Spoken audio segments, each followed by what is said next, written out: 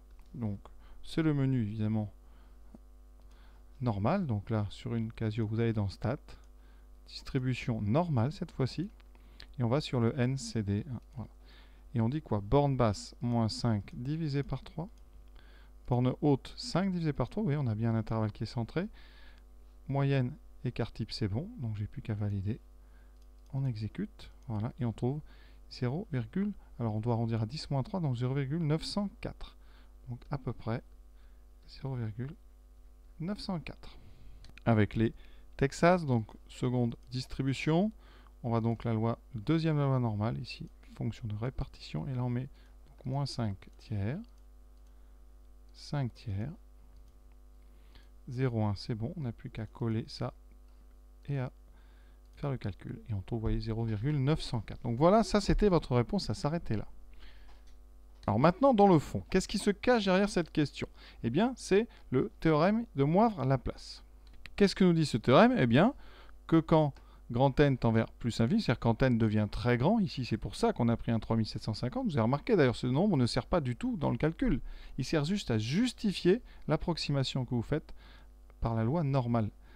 Ici, le théorème donc, de Moivre-Laplace, quand même très compliqué quand on lit, c'est que si on prend donc une variable x qui suit une loi binomiale, eh bien quand on considère la loi x moins np sur racine de npq, alors là je vous expliquerai pourquoi, eh bien on sait que cette variable aléatoire, finalement, elle va, eh bien, on peut approximer et on peut dire qu'elle suit à peu près la loi normale 0,1. C'est ce qu'on fait ici. Alors, où est-ce qu'on va trouver ce 1500 et ce 30? Eh bien, ce 1500, eh bien, on va le trouver dans le chapitre sur la binomiale. Si on prend donc une loi binomiale BNP, d'accord, paramètres n et p, eh bien, il y a deux choses à savoir. Son espérance, l'espérance, donc si x suit une loi BNP, l'espérance de x, on sait que c'est n multiplié par p. Donc ici, notre loi, c'est quoi ces paramètres? C'est 3750 et P c'est 0,4. Alors regardons combien fait 0,4 fois 3750. Est-ce que ça fait bien 1500? On va tout de suite vérifier. Et voyez à la calculatrice que ça donne 1500. Donc déjà, en faisant donc grand X moins 1500, on a centré la loi grand X. Et maintenant, eh bien, rappel de cours qui peut être utile, l'écart type d'une loi binomiale, c'est racine de n pq. D'où, dans le théorème de Moivre-Laplace, vous voyez ici, ce racine de pq fois n. Alors je vous précise ce que c'est. Évidemment, moi j'ai dit npq parce que c'est l'habitude, mais c'est n fois p fois 1 moins p.